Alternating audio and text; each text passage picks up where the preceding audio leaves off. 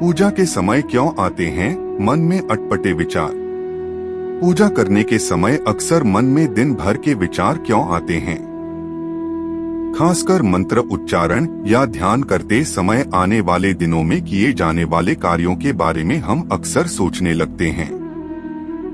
पूजा करते समय हम बैठे तो मूर्ति के सामने होते हैं, लेकिन हमारा मन हमारे साथ नहीं होता। पूजा स्थल पर केवल शरीर उपस्थित होता है, मन कहीं और रहता है। इसके पीछे एक साइकोलॉजिकल तथ्य बताया गया है। पूजा करने के दौरान जब आप कोई मंत्र उच्चारण पाठ या जाप कर रहे होते हो, तब आपका मस्तिष्क बिल्कुल शांत होता है। वीडियो में आगे बढ़ने से पहले हमारे YouTube चैनल हिंदू ज्ञान संगम को लाइक सब्सक्राइब करें और कमेंट में राधे राधे लिख दें। आपका कल्याण ही कल्याण होगा। कई बार व्यक्ति भगवान की भक्ति करते करते कहीं और खो जाता है। ऐसा होने पर आपका ध्यान भगवान से हटकर भटक जाता है। अगर आपके साथ भी ऐसा होता है, आखिर पूजा के समय ही ये विचार और दृश्य दिमाग में क्यों आते हैं? आखिर इसका क्या मतलब है?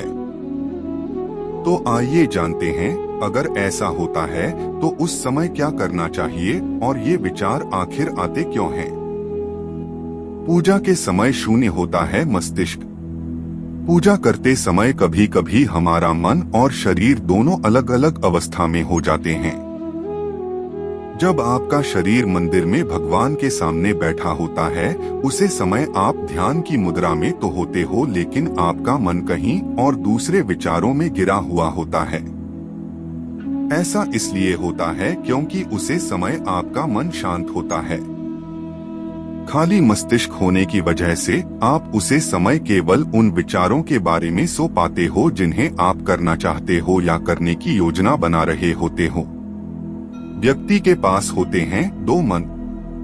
ज्योतिषियों का मानना है कि व्यक्ति के दो मन होते हैं, एक शुद्ध मन और दूसरा अशुद्ध मन। अशुद्ध मन होने पर व्यक्ति के मन में कामनाएं बलवती होने लगती हैं और वहीं कामना रहित मन को शुद्ध माना जाता है।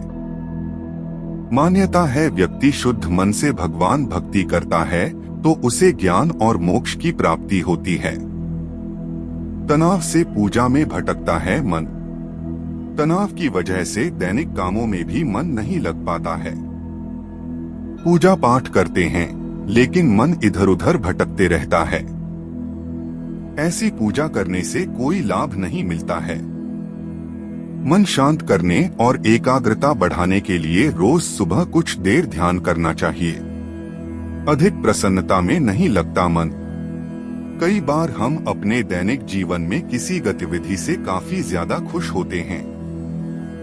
अधिक प्रसन्नता की वजह से पूजा करते समय हमारा मन भगवान में नहीं लग पाता। इस दौरान व्यक्ति का मन बार बार इस घटना की तरफ मन को खींचता रहता है। अवसाद में खोया रहता है मन। जब आपके जीवन में कोई बहुत बड़ा दुख आ जाता है जिसकी वजह से आप हर वक्त चिंता में डूबे रहते हैं, ऐसे समय में मन पूजा में नहीं लग पाता और बार बार घबराता रहता है। पूजा करते समय गंदे विचार आना। कामना रहित मन को शुद्ध मन माना जाता है। कहा गया है कि अगर व्यक्ति शुद्ध मन के साथ भगवान की भक्ति करता है तो उसे ज्ञान और मोक्ष की प्राप्ति होती है। वहीं अगर पूजा के समय किसी व्यक्ति को मन में गंदे विचार आते हैं तो घबराएं नहीं, बल्कि उन्हें आने देना चाहिए। पूजा के समय मन में विचार आए तो क्या करें? अगर पूजा के समय किसी व्यक्ति के मन में गंदे विचार आए तो घबराएं नहीं, बल्कि उन्हें आने देना चाहिए।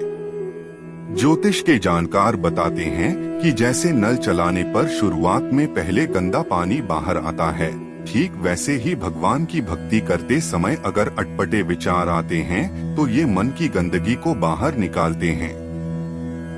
यह बात केवल गंदे विचारों के लिए ही नहीं, बल्कि मन में आने वाले उन सभी विचारों के लिए कही गई है जो पूजा के समय मन को अपने वश में कर लेते हैं।